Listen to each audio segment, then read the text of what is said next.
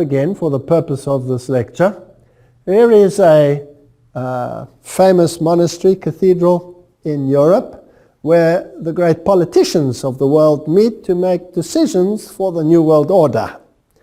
So when they visit there, this is where they will stay and this is where they will deliberate. Now in the garden I found this statue which they have titled David. And David is being depicted there as the good shepherd, but in his hand he has a pan flute. And David never played the pan flute, he played the lyre, the harp at least, the harp. So this is not David, this is the god Pan. And so I realized when I saw this statue, this is the god Pan in his good shepherd form. Now, whenever you show the yin, you must also show the yang. So where in the cathedral will I find his other form, his evil form, to balance him out and make the esoteric Kabbalistic place complete? So I went looking for it, and I searched high and low until I eventually found it. And I found many other things on the relief of the building, and there it is. There he is. You see him? There's the god Pan in his evil form as the goat-footed god. So this is the god Pan. This is the one who they worship. But Pan has a representative on this planet. And that representative also has a general. And that is, according to the Protestant Reformation, none other than the papacy, whom they identified as Antichrist. So let's go to the Pope and see what he wears and how he displays it. Now, Pope Francis has decided that he was going to dispense with the golden cross, and he kept the silver cross, to which he was accustomed, as his papal cross. And it has on it, and you can see it over there, the emblem of the Good Shepherd. Now the question is, because there are the sheep behind it, and there's Juno the dove, which is pagan form of the deity Juno, and is not a symbol of the Holy Spirit. The question then is this Good Shepherd representing Jesus, or is it representing the god Pan? And Pan, of course, is Satan. That's what it is. Now you will see that he has his arms crossed, like this. Now Jesus is never depicted with his arms crossed like this, but the god Osiris is always depicted with his arms crossed.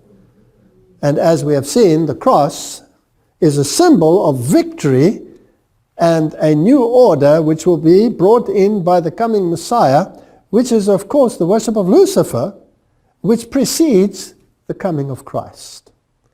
So this God here, by the very nature, is the god Pan. But am I now on speculative ground?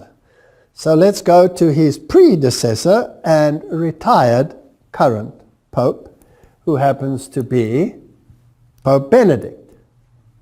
And there he is. And this is his coronation. And he's receiving a mitre. And on his mitre there is a deity displayed. Now I've tried to increase the size, but the quality is not very good. Of course he has the broken cross there with him, symbol of the broken cross, the bent cross, symbol of victory over Christ, of Lucifer, with an emaciated Jesus hanging there.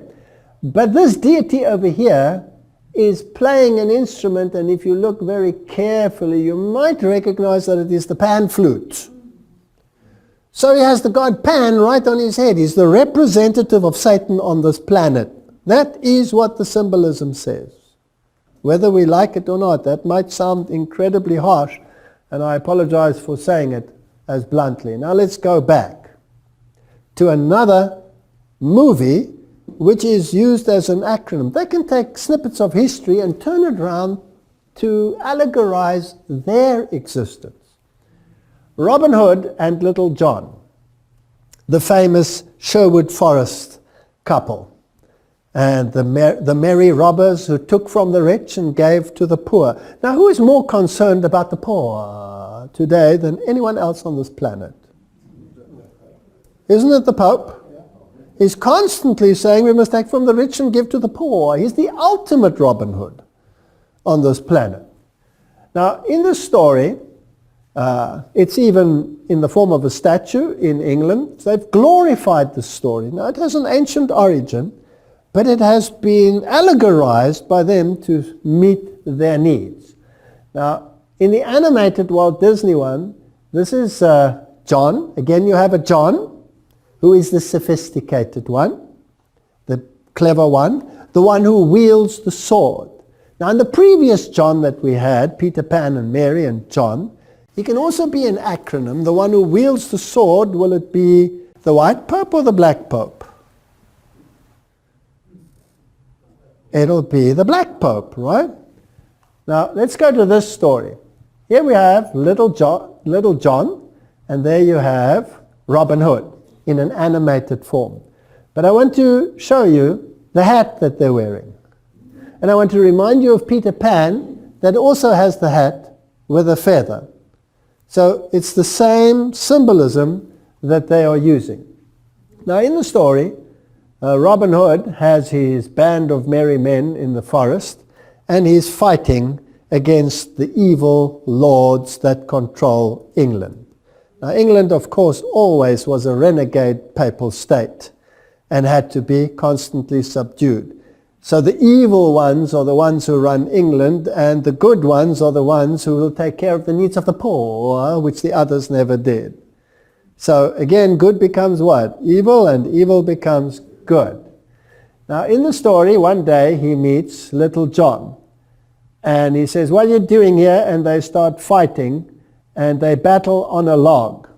Eventually, Little John actually wins the battle and smacks Robin Hood so that he falls into the water. And they all laugh and make friends, and he takes him into his band. And Robin Hood actually tells him that you are greater and stronger and better in battle than me. You lead the people. But Little John declines and says, no, no, no, you lead the people. But when Robin Hood gets captured, the one who takes over the leadership is Little John. So in the acronym, who is who? This will be the leader, the front leader, and this will be the power behind the front leader. So this becomes the papacy, and this becomes the black papacy. So it's the white pope and the black pope. And let's see how this unfolds. Now his name is John. Whose name is John? All of them are John, right? All of them are John. John is an acronym. Now the John that they're actually referring to is mostly John the Baptist. And we'll see why in a moment. News, UK, Jihadi John. Extremists not radicalized by MI5. So there are rumors that MI5 actually radicalized the people that they're fighting now. Well, if you go back into history, it's very fascinating that all the so-called enemies were trained and received not only their training but their weapons from the very ones who became their super enemies in the end. The Mossad trained many of the jihadists and the terrorist groups that plague the world today, Al-Qaeda and all of these. So these are all groups that have been set up. Now, this mass murderer, or this brutal murderer who always wears in black, has got the acronym Jihadi John. Okay, but that's not his real name. His real name is Muhammad Mwazi, which has nothing to do with John. And then, all over the news, they plastered the image of Jihadi John beheading his victims, in this case, Foley. Now, question. Is this real? Or is this what they want you to believe? Now, all you have to do is go to the web pages and have a look at people who are in the know, in the techno world, and there are literally hordes of web pages which will tell you that this is probably one of the worst Hollywood stunt productions that you can imagine, with analysis and all of this. I don't want to get into too much of a detail, But there are hundreds of skeptics out there who say, this never happened, this is not real. So I wanted to know the various actors, who are they and what happened. Now, according to USA Today, James Foley was educated at the Catholic Jesuit College in Milwaukee. So this is Jesuit involvement again. And if you start reading about the jihadists, you will see Jesuits involved. Jesuits priests disappearing, not reappearing. Jesuits everywhere along the line. Is it possible that they are actually the masterminds training? How does the master strategist work behind the scenes? Doesn't he create the enemies? Doesn't he pull the strings behind the scenes? Doesn't he achieve his objective through Hegelian dialectic? Doesn't he create the enemy which unites humanity? These are questions which I wish to raise. Now, all of these, of course, if they are trained in Jesuit colleges, are also trained in theatrics. And if we have a look at just the political scene and the great leaders of the world, John Paul II, wasn't he a known actor? His counterpart on the other side of the waters was Ronald Reagan. Wasn't he a known actor? Yes. The governor of California, Arnold Schwarzenegger, is he not a trained actor? So there's a lot of theatrics involved. And whether this ever happened or whether it didn't happen, the world has to be shocked by the beheading. Beheading is probably one of the worst things. Now, if I go to Wikipedia, Jihadi John is also called John the Beatle. Now, the Beatle, John Lennon, was a known Luciferian. And he was controlled by the Jesuits directly. The Beatle group was controlled by the Jesuits. And he said, I sold my soul to Satan. And he's also called Jailer John. Now John is appearing just a little bit too frequently for my liking. And there are pseudonyms associated with a member of Islamic State of Iraq, ISIL, ISIS, and they behead various people. All right, so you have all of these acronyms. Now let's just go a little bit further into this. The Jesuits, Ebola, and beheadings, trying to get the New World Order going. Now, I'm not interested in the quality of this web page. Whether it's a good web page or a bad web page is irrelevant at this point, because people will take it anywhere. But what is true, that black magic Freemasonry has the symbol for the degrees 9 to 11, which depict a decapitated head by a short sword. Let me tell you a little secret. Why would they use the symbol of a beheaded individual?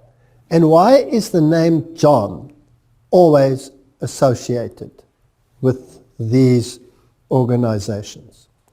Because John the Baptist is the mega saint of many of the esoteric occult movements. And I'll give you some details as to this. Here is the UK column. So, for instance, June the 24th, John the Baptist's Day, was appointed a Masonic holiday, on which the members were to assemble, perform certain rites, and partake of a common meal. Jews and Freemasons in Europe, etc., Harvard Press, etc. So now we're getting into the nitty-gritty of the matter. The Bunch of Grapes Tavern mentioned in the Poe chapter was called the St. John's Lodge No. 1. Satanist Aleister Crowley, a 33-degree Freemason who influenced the Beatles tremendously, by the way, sometimes used the alias John St. John. So when you attach an alias like John, then it is a signal that there is an occult connection. But none of the usage has anything to do with piety. Aleister Crowley was one of the most evil men on the planet, with the most evil rituals that you can imagine, which should never be spoken of in good places. So in actuality, it is a vicious mockery. What is memorialized is the manner of St. John's death. It is a constant source of celebration and a constant reminder to anti-Masons of what can happen to them. But even deeper, because now they're just thinking on a Masonic level, let's go one deeper on a Jesuitical level. It is a constant reminder of the victory of Satan over Jesus Christ. We saw it in the movie, The Passion of the Christ, where they reverse the issues. So when they behead John the Baptist, it is a symbol of the victory of Lucifer against the followers of Jesus Christ.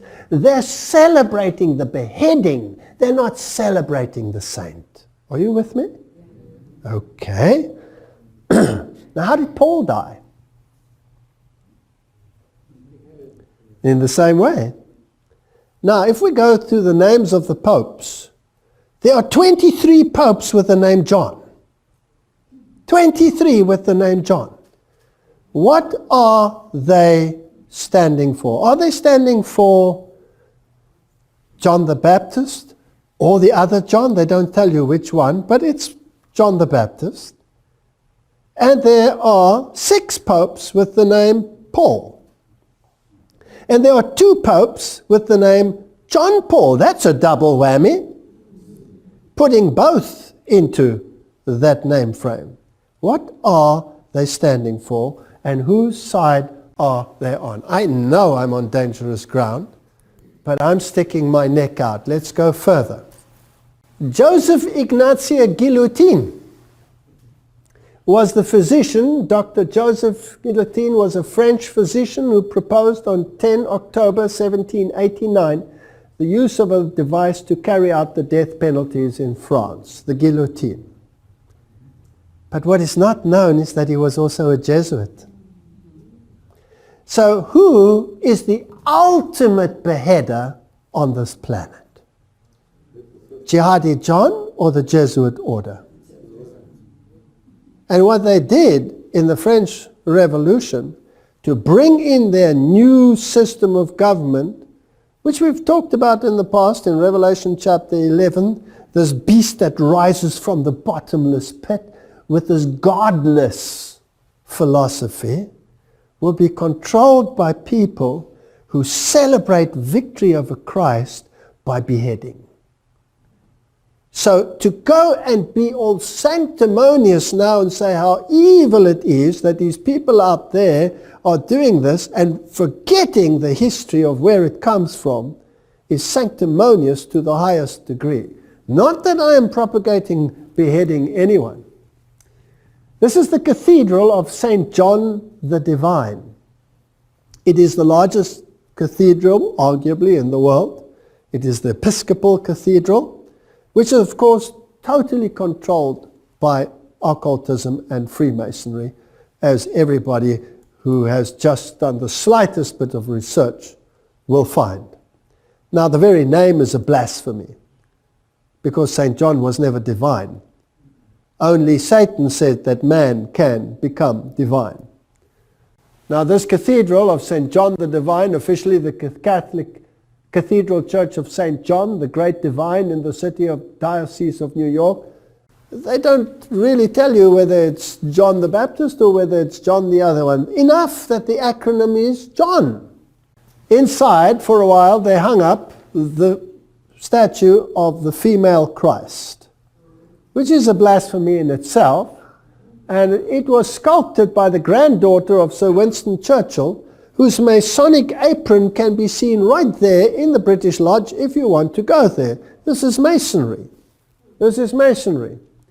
And in this cathedral they also have the blessing of the beasts, where all the animals, cows and goats and bears and all kinds of creatures, horses are brought in. They poo all over the place, and then all these animals are blessed. Interesting. So a female Christ.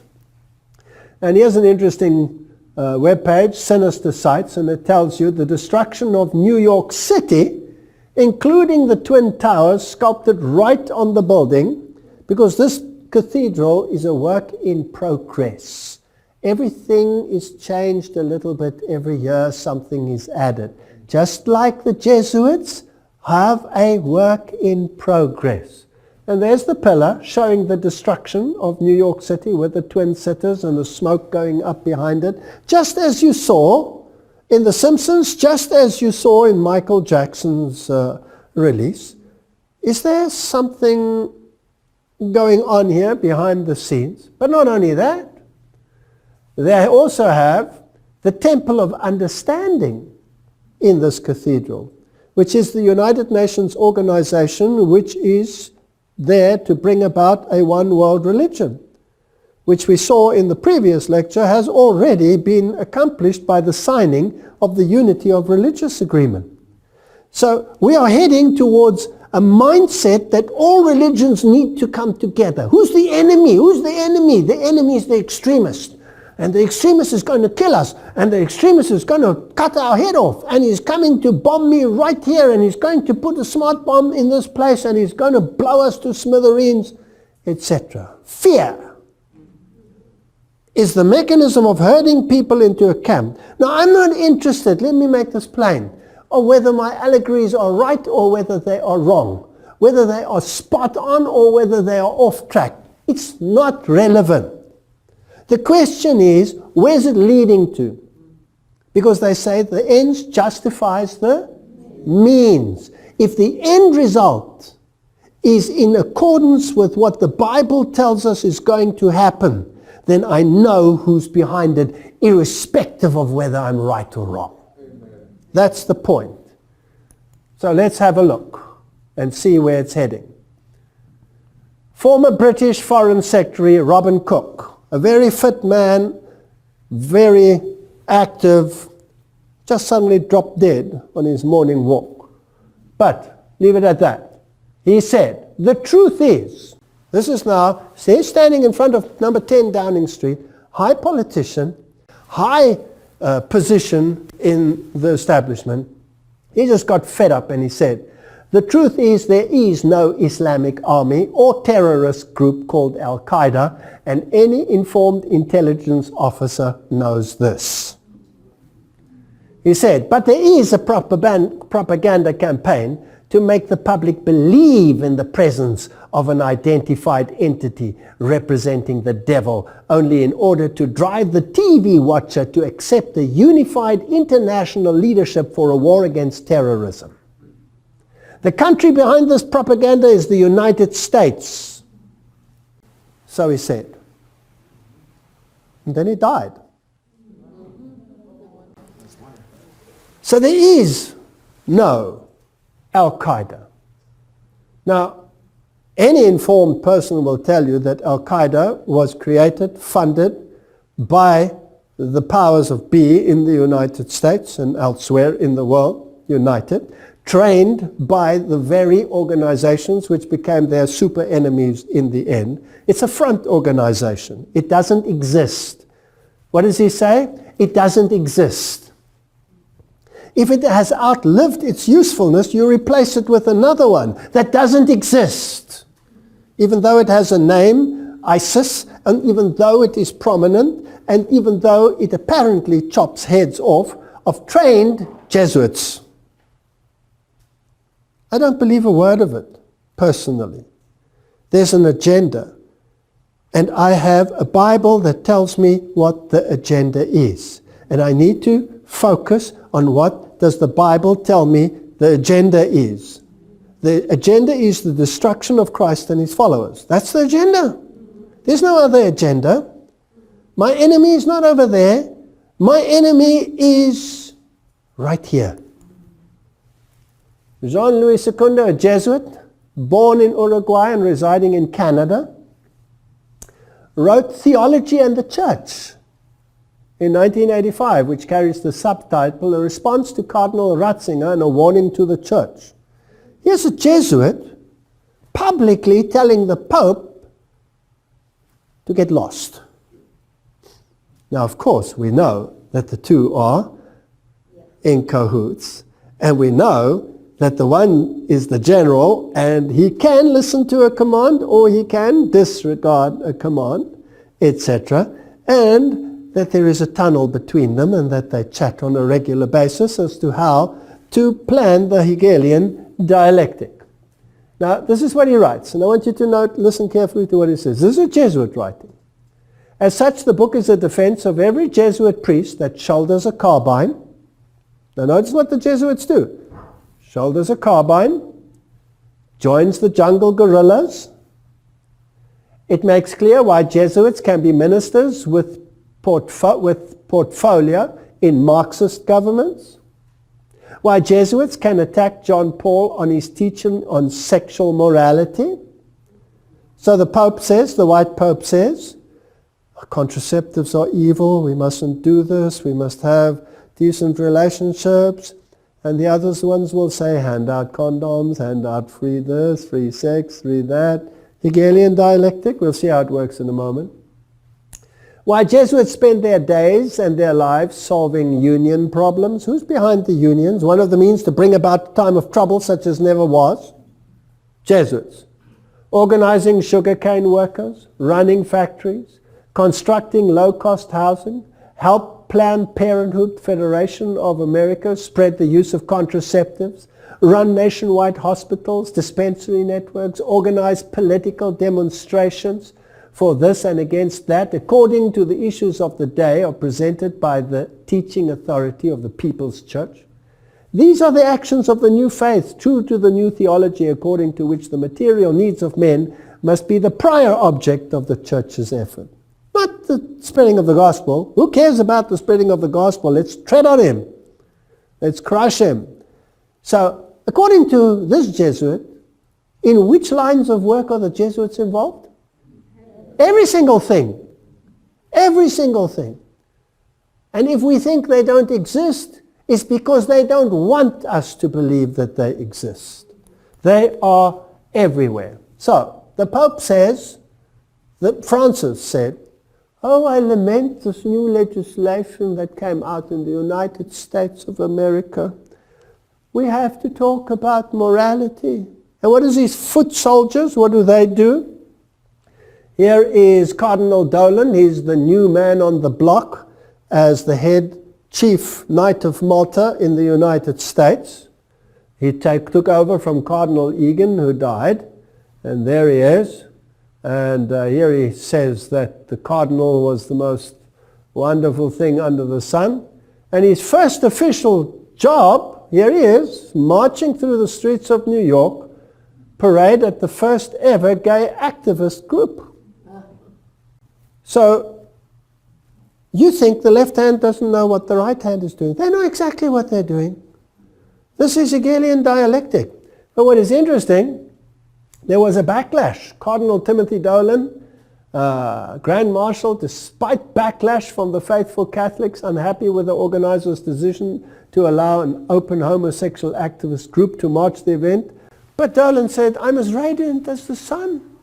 So thanks be to God for the honor and the joy, said Cardinal Dolan on Tuesday morning. Isn't that interesting?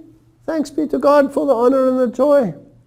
Catholic commentator Michael Voris and his team present at the parade were able to question Dolan on his decision during the press scrum. Your Eminence, do you have anything to say to the loyal Catholics who find what you're doing here a great scandal to the faith? No, come on in. We'd love to have you, Dolan replied. The controversial decision prompted the Catholic League and at least one Catholic school to pull out of the parade, while nearly 5,000 people signed a petition urging Cardinal Dolan to withdraw from the event. He wouldn't. The Cardinal refused to back down. He said, I have no problem with the decision at all. I think the decision is a wise one, etc., etc., etc. So, the Catholic Church is well suited to absorb into its ranks those who wish to die in their sins, as well as those who wish to be saved by their works. Anyone is welcome, depending on which camp you want to stand. Now,